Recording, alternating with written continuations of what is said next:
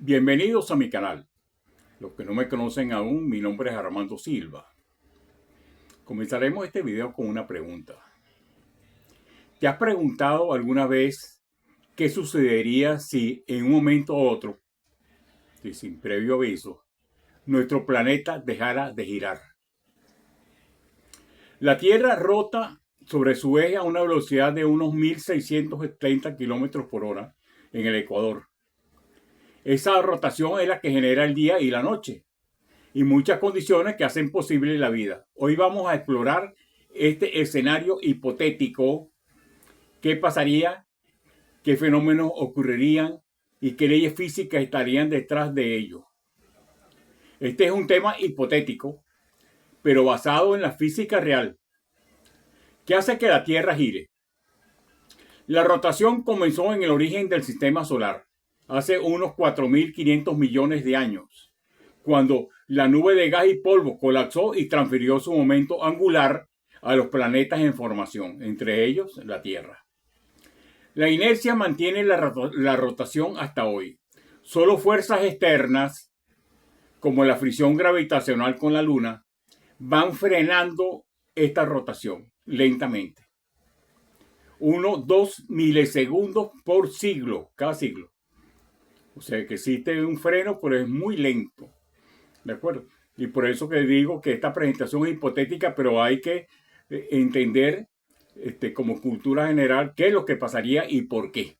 ¿De acuerdo? Y en eso se basa este video. Para entender mejor este concepto, según la física, el momento angular es una magnitud vectorial que mide la cantidad de rotación de un objeto. En ausencia de un torque neto externo, el momento angular total del sistema permanece constante. Aquí es cuasi constante porque fíjense que el freno que hace la Luna es mínimo, ¿no?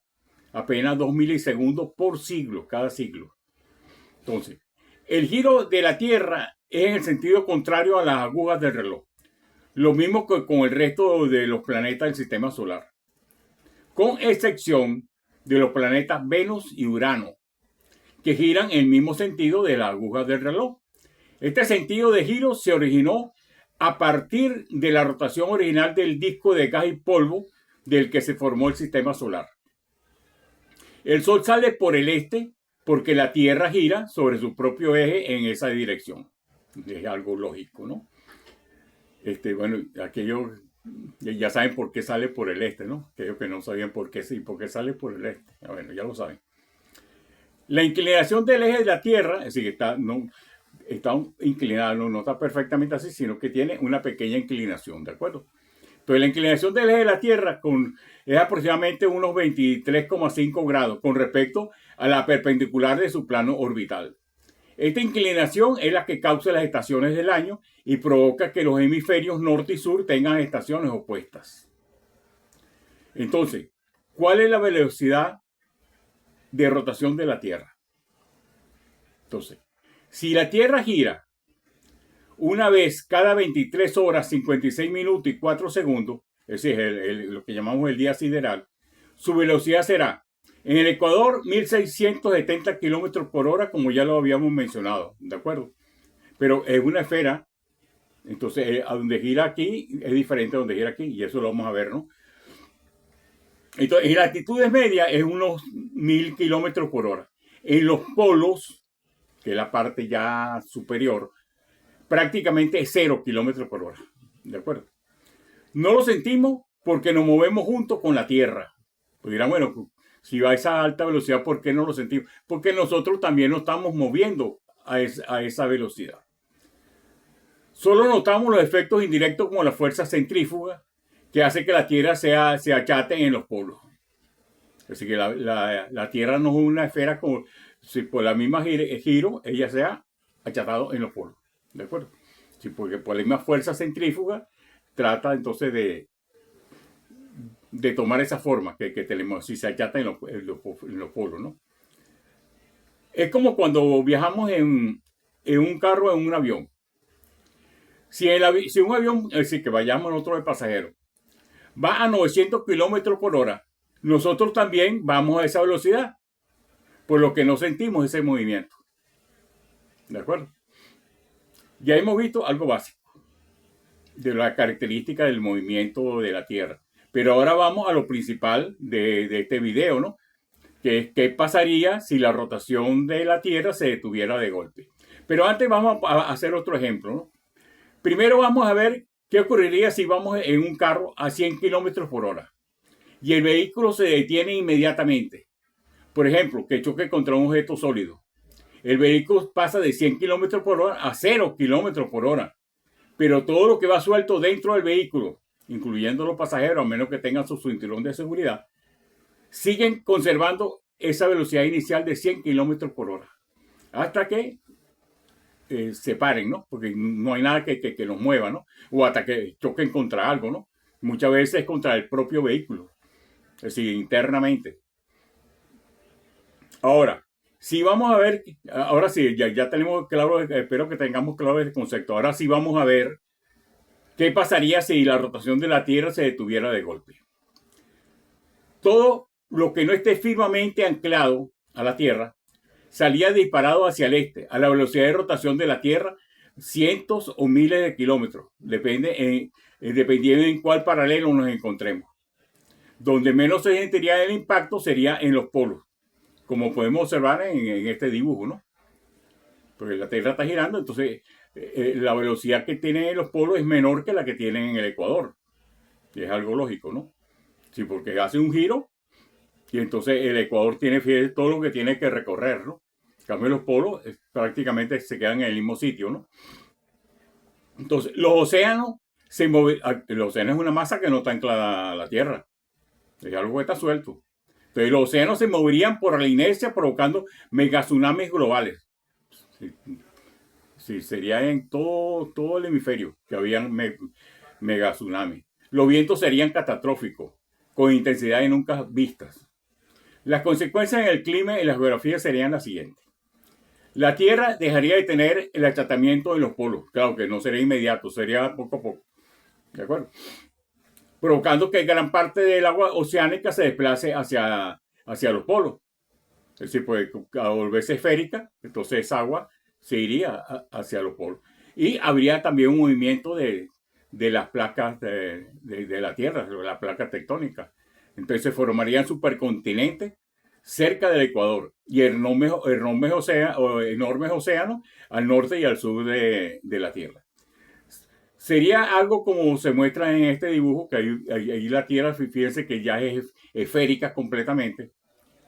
Y habría una nueva distribución de los continentes, pero eso es algo que ahí no, en el dibujo no la coloco porque es algo difícil de predecir cómo sería, ¿no? Sería especular, ¿no? Lo dejo tal cual como está. Pero si coloco ya la Tierra de una forma mucho más esférica, ¿no? Entonces, con respecto a los días y las noches, ahora los días y las noches serían eternos. ¿De acuerdo? Sin rotación, un lado de la Tierra quedaría permanentemente opuesto al Sol y el otro en la oscuridad total. Así como ocurre con la Luna. Es algo similar. Entonces, en el lado diurno, las temperaturas serían extremadamente altas y evaporarían los océanos. En el lado nocturno, las temperaturas serían bajísimas, congelando la atmósfera y los mares. ¿De cuál sería el impacto en la vida? La fotosíntesis colapsaría en muchas regiones. Les recuerdo que la fotosíntesis es el proceso mediante el cual las plantas, las algas y algunas bacterias utilizan la energía de la luz solar para convertir el dióxido de carbono y el agua en carbohidratos, liberando oxígeno como un subproducto. Esta conversión de energía lumínica a energía química es esencial para la vida en la Tierra, ya que produce el alimento para otros organismos y el oxígeno que respiramos. Había migraciones masivas hacia la zona del crepúsculo, o sea, la zona que estaría en la frontera entre la luz y la sombra. La humanidad necesitaría adaptarse con tecnología de energía, agricultura artificial y refugios climáticos. Similar a lo que presenté en mi video, podremos vivir en Marte. Ahí les muestro la miniatura, ¿no? Si no han visto ese video, véanlo, es bastante interesante y está muy relacionado con lo que estamos hablando hoy. ¿De acuerdo? Ahora, Si la Tierra no se detiene así de golpe, sino que fuera un movimiento poco a poco, ¿qué pasaría? O sea, que si la deceleración fuera gradual, los días serían más largos, cambiarían patrones climáticos y de vientos. La vida podría adaptarse mejor, sí, pues tendríamos más tiempo para hacer lo que tengamos que hacer, ¿no? Pero hay que enfrentar la realidad de que la Luna está, como lo dije, es poco, pero la Luna está frenando esa rotación de la Tierra. Y en miles de millones de años podría llegar a sincronizarse. Así que nosotros posiblemente no lo veremos. A menos que la ciencia adelante tanto que haga la vida eterna, ¿no? O sea, pero la humanidad sí continuaría. Es decir, nosotros no lo vemos, pero y esa es la importancia de este video, ¿no? Porque la idea es que compartan este video y ese lo comparta con el otro y con el otro, y así que quede como un legado para las futuras generaciones, ¿no? O sea que el hemisferio siempre estaría mirando al Sol, o sea, un hemisferio, con las mismas consecuencias mencionadas en la rotación, que como si se hubiera parado de repente. Si las consecuencias, pues llegará un momento que se parará, así sea lentamente. Entonces las consecuencias van a ser las mismas que si se hubiera parado violentamente. Pero con la diferencia que la humanidad habrá tenido tiempo para tomar algunas medidas que permitan la sobrevivencia. Otro dato técnico que debemos considerar. La rotación terrestre influye en las corrientes oceánicas y el clima con respecto. Es decir, eso está demostrado. Que la rotación influye tanto en las corrientes oceánicas y en el clima. Con respecto al campo magnético terrestre, les explico paso a paso cómo se produce el campo magnético, porque muchas personas dicen, bueno, ¿cómo es eso? ¿Cómo se produce el campo magnético? Bueno, ahorita voy a tratar de explicar eso de una forma bastante sencilla para que vean cómo se origina el campo magnético de la Tierra. Entonces, el campo magnético de la Tierra se produce gracias al movimiento del hierro y del níquel fundido en el núcleo externo. Ahí les muestro un dibujo para que me vayan entendiendo y me vayan siguiendo lo que estoy diciendo, ¿no? Es decir, repito, el campo magnético de la Tierra se produce gracias al movimiento del hierro y del níquel fundido en el núcleo externo. Es decir, el núcleo externo terrestre, claro, no es cualquier núcleo, ¿no? Y un proceso conocido como geodínamo. Entonces, ¿cómo es la estructura interna de la Tierra?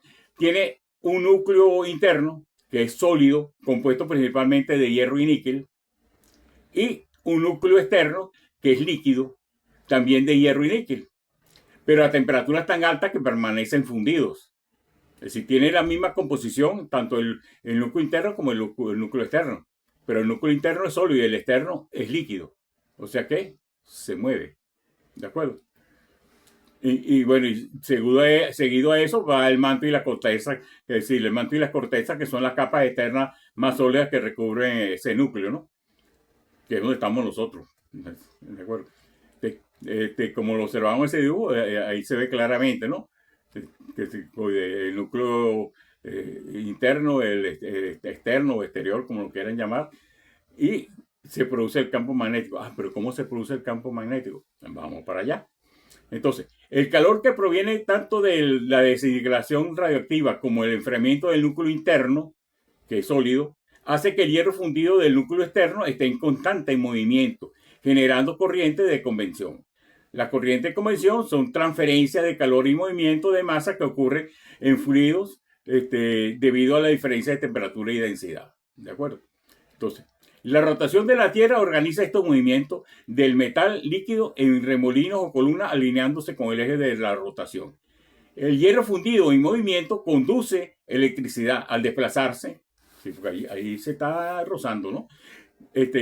Y no en la mano, imagínense la magnitud de la masa, ¿no? Genera corriente eléctrica y esta a su vez produce un campo magnético. Este proceso se retroalimenta, es decir, porque eso está rotando y ese fluido el del núcleo externo está dándole vuelta al núcleo interno constantemente. Entonces se está produciendo constantemente esa corriente eléctrica y ese campo magnético. O sea que el campo, si el campo magnético es lo que se conoce, si ese campo, si ese movimiento de esos dos núcleos se conoce como geodínamo. Es decir, es un dínamo. Pero geodínamo proviene de la Tierra, ¿no? Es decir, no es algo fabricado, ¿no? El resultado es el campo magnético terrestre, definitivamente. Entonces eso forma el campo magnético de la Tierra. Ese campo forma una especie de escudo magnético que se extiende más allá de la atmósfera, llamado magnetósfera, protegiendo así a la Tierra de las partículas cargadas del viento solar. Tipo, el viento solar lanza partículas. ¿De acuerdo? Esto explica los fenómenos como las auroras boreales y australes, que ocurren cuando las partículas del Sol interactúan con este campo. Entonces, en resumen, ese campo protege a la Tierra. ¿De acuerdo? En resumen, el campo magnético terrestre existe porque el núcleo externo líquido, que es hierro en movimiento, más la rotación de la Tierra, genera un enorme electromagneto natural. Ese es un electromagneto, es natural, pero es un electromagneto. ¿De acuerdo? Si desapareciera la rotación de la Tierra, el campo magnético se vería afectado y la Tierra quedaría más expuesta a la radiación solar, porque ya no tendría ese escudo que la protege, ¿no? Entonces, en resumen, la rotación de la Tierra no solo marca el ritmo de nuestros días, sino que sostiene las condiciones necesarias para la vida. Como una reflexión. Cuando veas el amanecer o el atardecer, recuerda que son el resultado de un gigantesco movimiento que ha estado ocurriendo sin detenerse por miles de millones de años. Y que si algún día dejara de girar, nuestra historia sería muy distinta.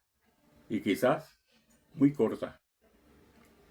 Sé que este video fue muy técnico, ¿no? Pero traté de presentárselo de una forma sencilla, lo más sencilla que pude, ¿no? Porque es decir, en realidad es un tema que es bastante complejo, ¿no? Pero traté de presentárselo de una forma sencilla de modo que me entendieran, ¿no? Y bueno, y espero que les haya gustado. Me dan un like y compártanlo. Nos vemos en el próximo video ahí. Un fuerte abrazo.